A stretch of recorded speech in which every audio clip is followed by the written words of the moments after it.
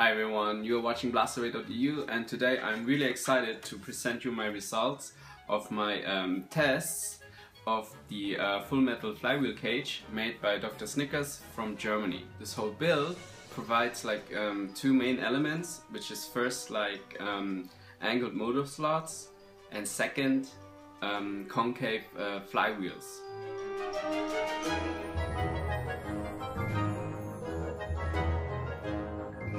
The secondary elements are this knob at the back end, which helps to improve the feeding of the darts from the magazine.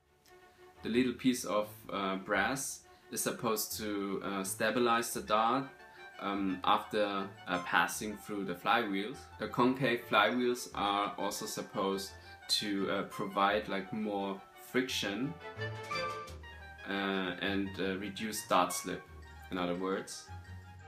And for being a more solid component, it is supposed to reduce vibration and noise in general. Before I move on to the results of my review, I want to point out that this review is not supposed to confirm like how accurate your blaster will get if you use a full metal flywheel cage, but rather the difference or performance gain regarding the accuracy of your blaster compared to the stock flywheel cage. So in the last couple of days I've played around with the flywheel cage, which I have installed into this Strife here, and as a comparison, or like as its competitor, I have used of course another Strife with the stock motors inside and of course the stock flywheel cage. Here's a little comparison between like the difference in sound.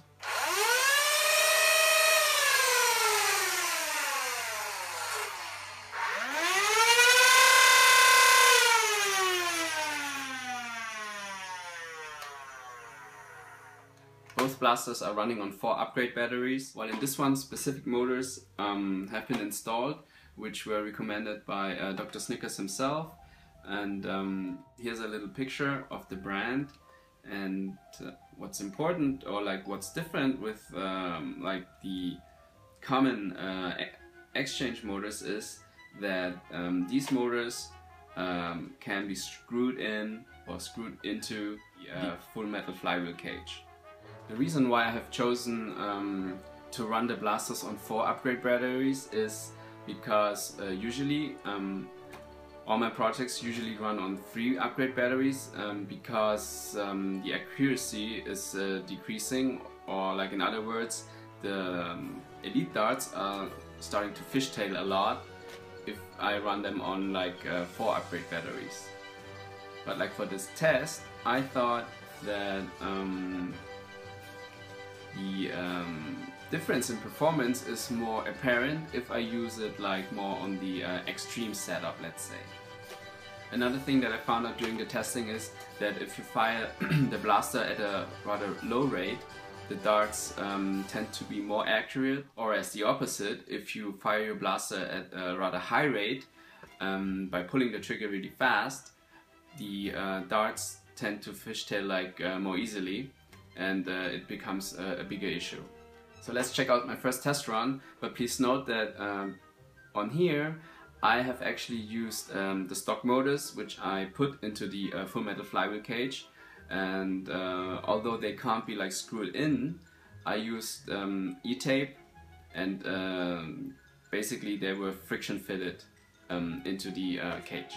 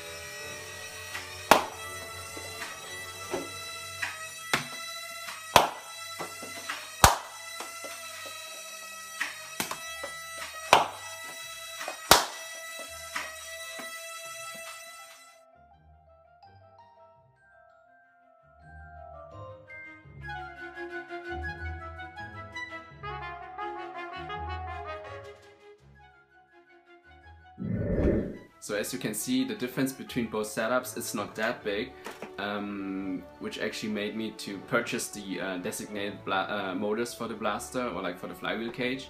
And also I was like trying to think about like how to do like the accuracy test like more properly, because accuracy depends on different factors, like let's say how new the darts are, or like how well of a I don't know, shooter you are, or like aimer, and especially if you don't mount the blaster on a tripod, for example. So I went out and bought a laser pointer, which I have attached underneath the blaster, which is supposed to make sure that I always point at the same spot. Additionally, I also used a stock to help me to keep the blaster more steady, and also like for the darts, I have basically opened up new ones and tried to fire always the same darts in the test run.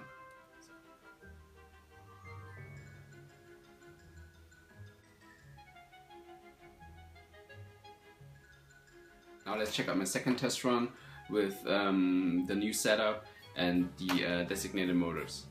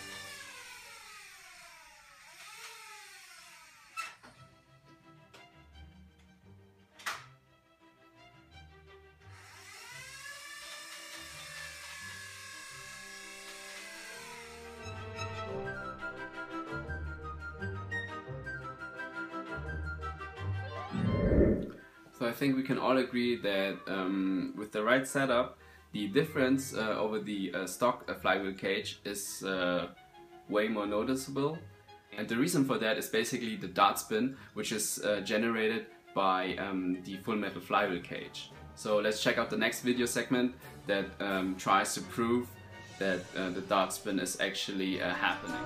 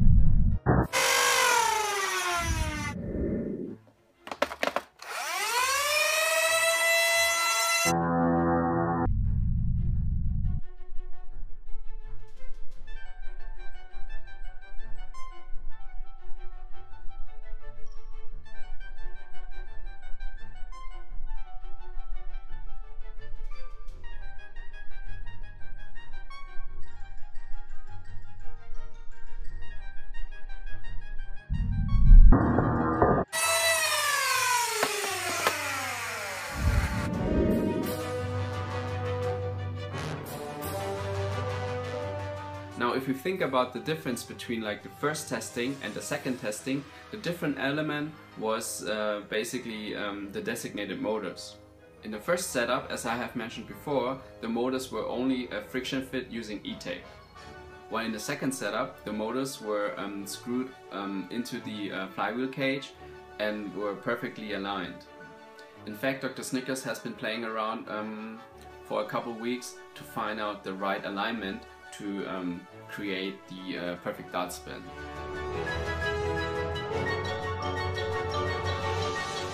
So what basically happens is that through the dart spin, the accelerated dart starts to travel in a more spiral way instead of like just moving to the right or like to the other side.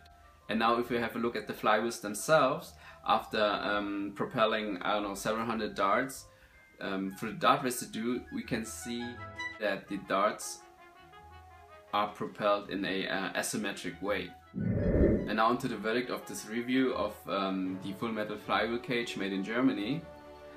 Starting with the plus sides, you get improved accuracy with the right motors, and sound and vibration is also decreased. On the downside, you do lose some performance because like some energy is put into like the dart spin. It can jam on you if you use like standard elites, especially like used ones. Very old elites and used streamlines, which usually still work with like stock motor flywheel cages, don't work at all. And last but not least, for being a custom-made device, let's say, it is not cheap. So what remains for me to say is that I would really appreciate if the flywheels were like easier to remove, because once you have screwed in the motors and then you put on the flywheels on top, it's really hard to get them apart again. So is it worth getting? Well, that really depends on you, your play style, your budget, what kind of darts you use. But in general, I think if you're willing to pay $60 US to have like one extra dart in your hammer shot, I think 70 euros is a better investment for your, I don't know, flywheel blaster. Now if you think the full metal flywheel cage is an awesome product like I do, please voice your interest and drop me a mail at blastawayeu@gmail.com. And first I will forward it to Dr.Snikkas, and second, if the demand is really high, maybe he can work something out with blaster parts, and they can like kind of mass produce it, and which could result in a lower price and actual availability, especially now that Blaster Parts is working together with Containment Crew in the US. So that's it for the review. Thanks for watching, I hope you enjoyed it, and I see you next time.